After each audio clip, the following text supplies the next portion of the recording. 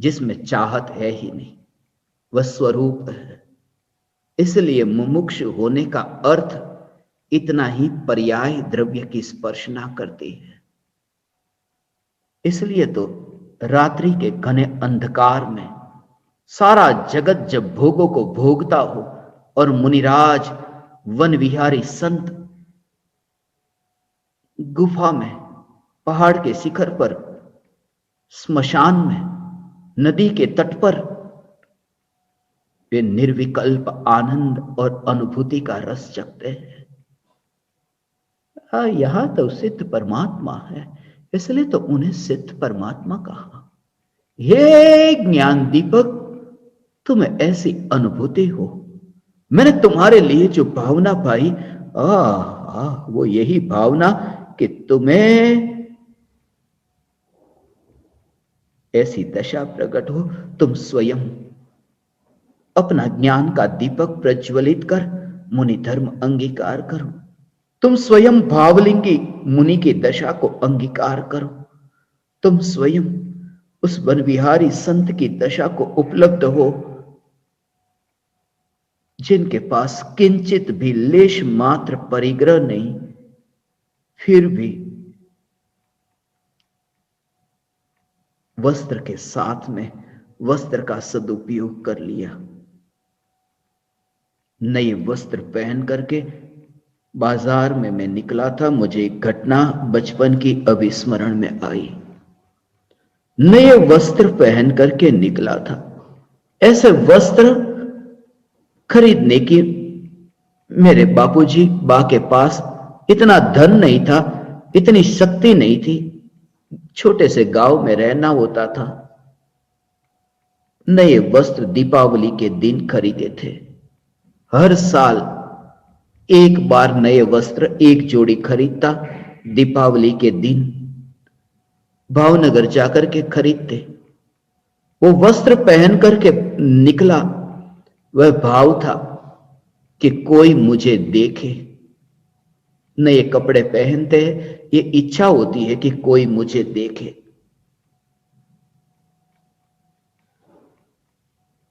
मगर किसी ने देखा ही नहीं।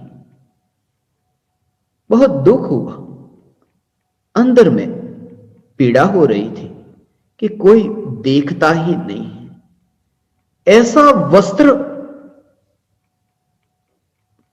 जो पहली बार इतना महंगा वस्त्र मैंने खरीदा और कोई देखता ही नहीं, कोई पराया मुझे नहीं देखता। जो वस्त्र कभी नहीं मिला था, ऐसा वस्त्र मिला, मगर देखता ही नहीं कोई। ये बात मुझे गजपंथा के शिखर पर स्मरण में आई थी पहली बार, कि नया वस्त्र पहन करके कोई निकले और दूसरा कोई न देखे तो कैसा लगता है। दूसरा कोई न देखे मुझे तो कैसा लगता है। मैं क्या कर रहा हूं, मैंने भी तो नया वस्त्र पहना जो कभी नहीं मिला था। निगोद में अनंत काल से जो वस्त्र नहीं मिला था, वह वस्त्र मनुष्य का वस्त्र मुझे अभी मिला। और यहां कोई दूसरा देखे या न देखे, मैंने ही तो अपनी ओर नहीं देखा। नया वस्त्र पहन करके तुम निकले हो तो दूसरा तुम्हें देखे, ये इतना महत्वपूर्ण नहीं। तुम ही सबसे पहले अपने को देख लो। वस्त्र नया पहना है मनुष्य के। त्रिकाल ध्रुव न्यायक देव, ये भगवान आत्मा, ये भगवान आत्मा के दर्शन, ये वस्त्र का पहनना सफल हो गया भगवान। ये चैतन्य परमात्मा तत्व की ये जागृति और ये दशा तुम्हें प्रकट हो गई, वरना ये पुकार तुम्हारे लिए ऐसे ही नहीं करता। सिर्फ 1 घंटे के लिए ये सत्संग का आयोजन नहीं किया। यहां तो अनंत काल की वह मुक्ति की यात्रा, अनंत काल की वह आह्लाद स्वरूप अव्यापात आनंद की यात्रा, उसकी तैयारी है। उस शिखर की तलेटी पर हो ये चाहना, मोक्ष की चाहना। मेरे भीतर भी ये चाहना अभी है कि हे ज्ञान दीपक, तुम भी यात्रा करो मोक्ष की। तुम्हारे साथ, तुम्हारे संग में मैंने मोक्ष की यात्रा करना चाहा। होती नहीं, यात्रा अकेले होती है, मगर ये मेरी चाहना है कि चलो तुम भी मुक्ति की यात्रा के लिए तुम चलो। सिर्फ 1 घंटे का साथ तो तुम्हारा नहीं चाहा, क्योंकि चंद लम्हों का साथ तो जनाजे को भी मिल जाता है, मुर्दा भी साथ पा लेता है शमशान तक। मुझे वो साथ नहीं, मैंने चाहा कि तुम्हें अनुभूति हो, यहां मिले तो वहां भी मिलना होगा। प्रति समय ये जागृति, और जो जो भी परम कृपालु देव ने ये पुकारा चैतन्य तत्व, बस इस स्वरूप में तुम सुनो, तुम जानो और अंतर में रस चखो स्वयं का। विधि सब बताई, प्रयोग सब बताए,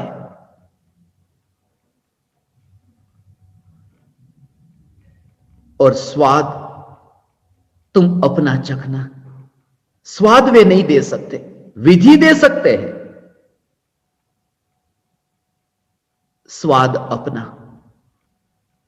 मैं बहुत बार देखता था वो रेसिपी यूट्यूब पर, उसमें सब बताते हैं कि इतनी वस्तु डालो, इतनी वस्तु डालो, इतनी वस्तु डालो, मगर अंत में जब स्वाद की बात आती, नमक की, तो वो बताते ही नहीं। नमक की बात आती तो कहते स्वाद अनुसार, जैसा तुम्हारा स्वाद, स्वाद तुम्हारा होगा, विधि हम बताएंगे। ये चैतन्य का स्वाद जो है वह तुम्हारा होगा, और वह स्वाद ही तो तुम्हें अनुभव में आता है, विधि तो बाहर रह जाती है। हे ज्ञान दीपक, तुम्हें यह दशा प्रकट हो, तुम आत्मार्थी हो ना, आत्मार्थी जिसकी प्रत्येक क्रिया चैतन्य सागर की ओर है। जैसे नदी सागर से अपनापन करने के लिए जैसे जाती हो, ऐसे ही तुम्हारी ज्ञान की जानने रूप प्रत्येक पर्याय न्यायक की ओर यात्रा करती हो।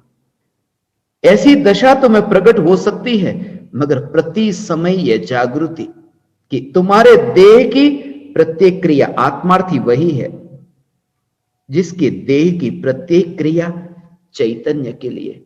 इसलिए तो मैं आप परमात्माओं से कहता हूं, हे ज्ञान दीपक, अब तो देह में रक्त वहन भी हो तो चैतन्य के लिए। ये जो कहता हूं उसका कारण ये, उसका भाव ये कि इस देह में खून तो दौड़ता है, खून चैतन्य के लिए कैसे दौड़े? खून को क्या पड़ी कि वह चैतन्य के लिए दौड़े?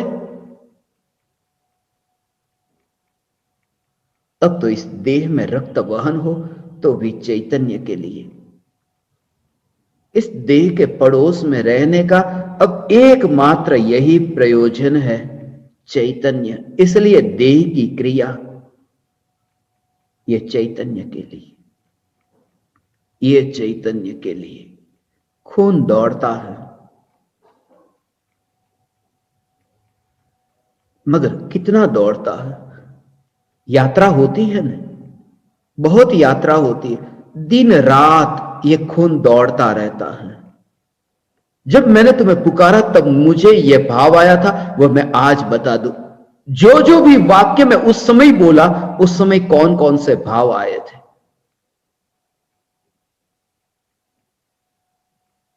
भाव ये कि अब तो देह में रक्त वहन भी हो तो चैतन्य के लिए। चैतन्य का भाव ये ज्ञान का जानना जानना जानना, ऐसा जो परिणमन हो रहा है वहां पर भी दौड़ना हो रहा है, वहां भी यात्रा हो रही है। जैसे खून शरीर में दौड़ता है मगर दौड़कर भी कहीं पहुंचता नहीं। रात से सुबह तक दौड़ता रहा मगर यहीं पर तो रहा, यहां से बाहर कहां निकला। ये ज्ञान का जानना जानना जानना, ये परिणमन तो होता है मगर परिणमन होकर भी ज्ञान ज्ञान की सत्ता में रहता है, बाहर नहीं जाता, राग के विकल्प में नहीं जाता। अब तो देह में रक्त वहन भी हो तो चैतन्य के लिए अर्थात ज्ञान की पर्याय में चैतन्य की ध्रुवता की जागृति बनी रहे। जब देह का रक्त वहन मेरे जानने में आता हो, ये देह का रक्त वहन होता है और देखता है। सुना है नरक में वैतरणी, खून की वैतरणी बहती है, मगर मैं निश्चिंत हूं, मैं मध्यलोक में हूं। ये देह में जो खून दौड़ता है, ये खून दौड़ता है तो ऐसे ही देखता है कि वैतरणी बह रही है, ये वैतरणी बह रही है। मैं मध्यलोक में हूं, जहां ज्ञान की गंगा बहती है, जहां जानना जानना ये होता है। और ये जो स्वरूप है, ये भेद विज्ञान, जब तक भीतर में ये भेद विज्ञान न हो, तब तक बाहर में तुम कितना भी इस देह के परमाणुओं से व्रत तप शील संयम का पालन करो, करो नहीं, कर चुके अनंत बार, फिर भी क्यों परिभ्रमण न मिटा? क्योंकि भेद विज्ञान न था।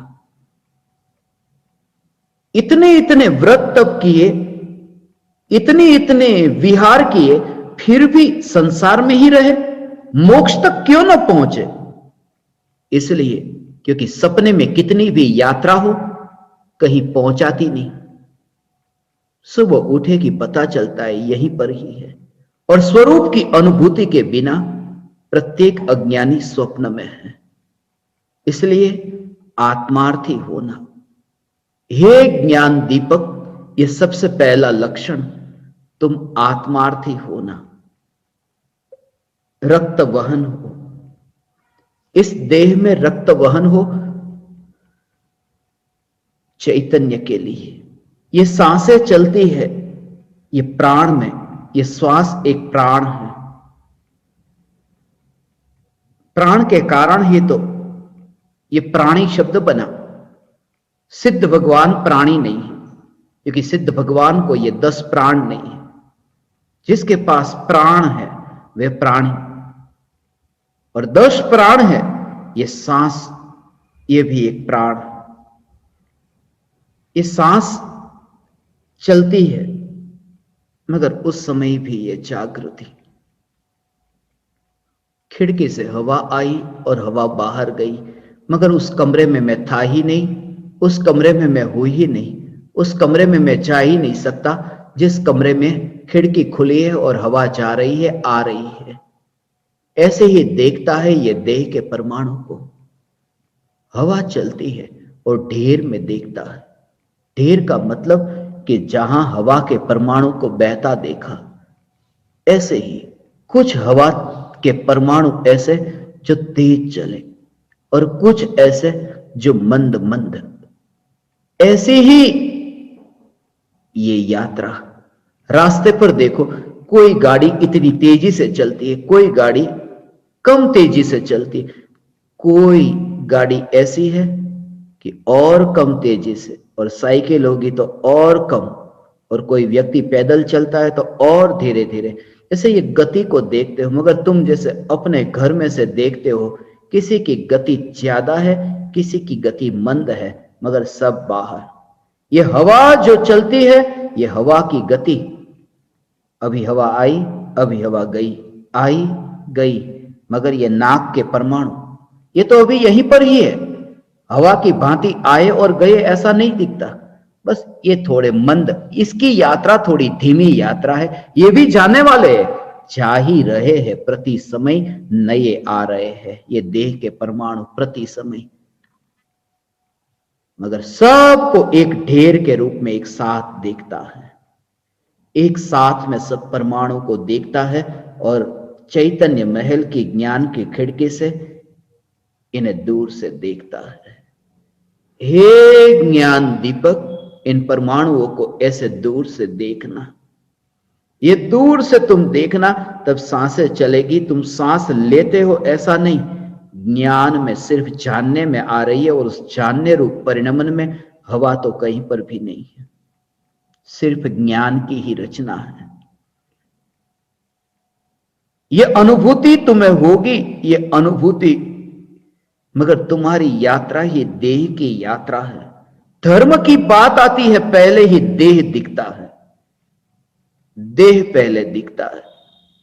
क्या खाया, क्या पिया, कितना सोए, कितने जागे, नए कपड़े पहने, स्त्री वाले पहने, गहने पहने, नहीं पहने, बस वही वही वही, जैसे जड़ की क्रिया में ही धर्म हो। आत्मा का धर्म और घटित हुआ पूरा देह में। मैं बोलूंगा नहीं, चुपचाप रहूंगा, मेरा मौन रहेगा। मैं कुछ भी अब सोचूंगा नहीं, मैं कुछ भी सोचूंगा नहीं, कुछ भी बोलूंगा नहीं। मैं कुछ भी बोलूंगा नहीं, कुछ भी सोचूंगा नहीं। मुझे धर्म करना है। ऐसे धर्म होता है। निगोदिया भी कुछ भी नहीं सोचता, कुछ भी नहीं बोलता, क्योंकि न मन है न वाणी है, फिर भी अनंत काल क्यों भटका। परम कृपालु देव ने वह कला बताई, जे स्वरूप समझा बिना पाम्यो दुख अनंत। वो स्वरूप की पहचान हो, जिस स्वरूप को समझे बिना अनंत दुख भोगा है। और स्वरूप की समझ होगी तो ये देह तुम्हें ऐसे ही दूर दिखाई देगा। हे ज्ञान दीपक, मैं अब परमात्मा को देखता हूं, ये दशा तुम्हें प्रकट हो। सांसें चले, पसीना छूटे, पसीना छूटे तो भी अब चैतन्य के लिए। मुनिराज की ये दशा, पसीना छूटता है वन में तो भी मल मूत्र की भांति पसीना, पसीने को भी ऐसी जगह पर यदि वो पसीने को भी छोड़ते हैं, पसीना हुआ तो ऐसे पसीने को भी वे छोड़ते हैं, तो जहां किसी जीव की हिंसा न, दया का पालन तो करते हैं न। छोटे से छोटे जीव भी मरने नहीं चाहिए, क्योंकि प्रत्येक जीव परमात्मा है। कोई भी छोटा जीव भी मरना नहीं चाहिए, प्रत्येक आत्मा परमात्मा है। मगर यह तुम्हें कहने का अधिकार नहीं, क्योंकि तुम्हें स्वयं को ही पता नहीं कि परमात्मा कौन है। वो छोटे से छोटा जीव परमात्मा, ये बात तो बाद की, पहले तुम्हें यह तो पता चले कि मैं परमात्मा हूं। इसलिए चौथे गुण स्थान में मैं परमात्मा हूं ऐसी अनुभूति हुई कि पांचवें में अणुव्रत और छठे में महाव्रत। यहां स्वयं की तो पहचान हो कि मैं कौन।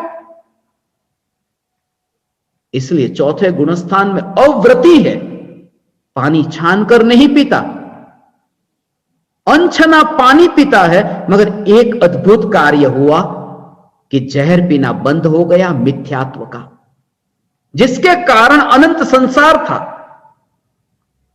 अनछना पानी का परिणाम अनंत संसार नहीं, क्योंकि निगोद में तो क्या छना क्या अनछना। अनछने पानी से अनंत संसार नहीं हुआ, अनंत संसार मिथ्यात्व से हुआ कि मैं देह हूं और मैं आत्मा हूं ऐसी अनुभूति हो, और फिर यह सब व्रत आदि का पालन होगा। मैं भावना पाता हूं, मैं व्रत का विरोधी नहीं, मैं भावना पाता हूं। वह दशा निकट काल में आएगी, मैं वन विहारी होऊंगा। निकट काल में वह दशा आएगी। अब तो मैं मेहमान हूं, आध्यात्मिक साधना केंद्र, यहां का मालिक नहीं, यहां का गुरु नहीं, यहां का मेहमान हूं। इसलिए तो यहां मैं पूछ लेता हूं, यहां के प्रेसिडेंट मोटा भाई है, मोटा भाई को पूछता हूं, आज मैं आ जाऊं? जिस कमरे में मैं रहता हूं उस कमरे में मैं आज यहां रहूं ना। मैं उनसे पूछ लेता हूं कितने दिन में यहां रह सकता हूं। मैं यहां का मेहमान हूं, निकला हूं, विश्राम लिया है, धर्मशाला में ठहर लिया मैंने, जा रहा हूं मुनि होने के लिए। यह विश्राम अब लंबा ना हो, अब यह आराम लंबा ना हो, आराम ग्रह में अब यह सोना लंबा ना हो। अब दशा आए, देह में से आत्मा निकले, उससे पहले ही देह के ऊपर से ये वस्त्र निकले, वह दशा आए, वह संत की दशा, वह मुनि की दशा, यह चाहना, मगर फिर भी वो नित्य ध्रुव न्यायक देव का जोर, और इसी जोर से वह दशा प्रकट होगी। आ देखोगे तो फिर ऐसे ही इस देह के परमाणु को, फिर तुम यात्रा के लिए निकले हो, और यहां विश्राम अब लंबे काल तक नहीं हो सकता। हे ज्ञान दीपक, मुनि धर्म अंगीकार होगा, अत्यंत आनंदमयी वह दशा होगी। आज तक तो तुमने यही सुना, मुनि अर्थात कौन? अरे बेचारे कितना कितना दुख सहन करते, बिना चप्पल के चलते हैं, भोजन मिले तो लेते, नहीं मिले तो नहीं लेते, कितनी सर्दी कितनी गर्मी, कितना दुख सहन करते। दुख सहन करने वाले मुनि नहीं होते, अतीन्द्रिय आनंद की घूंटे पीते हैं वे मुनि होते हैं। यह धारणा ही तुम्हारी झूठी है। दुख को सहन करने वाले मुनि दुख को तो जानते हैं कि मेरे स्वरूप में कहीं पर भी नहीं, मैं कहां सहन करूं। जो आया ही नहीं, जिससे मेरा रिश्ता ही ना जुड़ा। यदि मैं तुमसे कहूं मेरी पत्नी मुझे बहुत परेशान करती है, मैं मेरी पत्नी को बर्दाश्त करता हूं, तुम्हें कैसा झटका लगेगा? जब मैं कहूं मैं अपनी पत्नी को बहुत बर्दाश्त करता हूं, सहन करता हूं, तुम्हें पहला प्रश्न यह होगा वो क्या करती है? ऐसा नहीं, तुम्हें पहला प्रश्न होगा आपकी शादी कब हुई? बर्दाश्त करने की बात तो बात की, मुनिराज को यह जागृति है दुख के साथ मेरी शादी ही नहीं हुई, क्योंकि मैं न्यायक देव, तो मैं दुख को कैसे बर्दाश्त करूं? इसलिए यहां आनंद का भोग है, मगर वो आनंद का भोग चेहरे की रेखा के बदलने से तुम्हें समझ में न आएगा। उस आनंद के भोग के लिए हे ज्ञान दीपक, तुम्हें पड़ोसी होना होगा, तुम्हें मेहमान होना होगा, तुम्हें भी मुसाफिर होना होगा। मैं राग की दीवार का पड़ोसी, मैं आत्मार्थी, मैं मुमुक्षु। कृपालु देव ने आत्मार्थी ये शब्द का प्रयोग किया, आत्मार्थी के लक्षण बताए 34 से लेकर के 42 नंबर की गाथा, जिसे परम कृपालु देव ने मुनिराज के वर्णन से ही आत्मज्ञान त्या मुनिपण ते साचा गुरु होई, बाकी कुल गुरु कल्पना आत्मार्थी नहीं जो। जिन्हें आत्मज्ञान नहीं है उन्हें मुनि के रूप में मत जानो। फिर से मेरी बात को समझो, जिन्हें आत्मज्ञान नहीं है उन्हें मुनि के रूप में मत जानो, मगर उन्हें परमात्मा के रूप में देखना। सम्यक दृष्टि की यह दृष्टि मुनि का स्वरूप पहचानता है, इसलिए मुनि के रूप में तो उन्हें नहीं देखता, पहचानता, मगर दृष्टि श्रद्धा में यह है। इसलिए तो कहता हूं शिथिलाचारी हो, ऐसा कोई शिथिलाचारी, उन्हें भी परमात्मा के रूप में यदि तुमने नहीं देखा तो तुमने धर्म नहीं समझा। प्रत्येक आत्मा परमात्मा। इसलिए तो आलू प्याज में परमात्मा दिखता है, लहसुन में, अदरक में परमात्मा दिखता है, तो फिर शिथिलाचारी कोई हो उनमें, मनुष्य में, संगनी पंचेंद्री में परमात्मा क्यों नहीं दिखता? सिर्फ ये देखो कि वह व्यक्ति जहां खड़ा है बस वहां पर एक हवा बह रही है। वो व्यक्ति क्या करे? वो एक हवा बह रही है। वो हवा के बहने के कारण उस व्यक्ति को तुम जानवर देखोगे? वो जहां है वहां हवा बह रही है। जो शिथिलाचारी है वह परमात्मा है, और परमात्मा के पड़ोस में उदय की हवा बह रही है। वह कर्म के उदय का परिणाम है, मगर कर्म के उदय के परिणाम से क्या तुम उन्हें पापी देखोगे? वह भी परमात्मा। कृपालु देव ने मुनि का स्वरूप बताया। प्रत्येक आत्मा परमात्मा, आत्मार्थी की पहचान 32 और 33, ये दो गाथाएं ऐसी है जिसमें आत्मार्थी का वर्णन किया है। और 138 नंबर की गाथा मुझे अभी स्मरण में आई। 138 नंबर की गाथा। दया, शांति, समता, क्षमा, सत्य, त्याग, वैराग्य, होई मुमुक्षु घट विष, ये सदा सुजागी।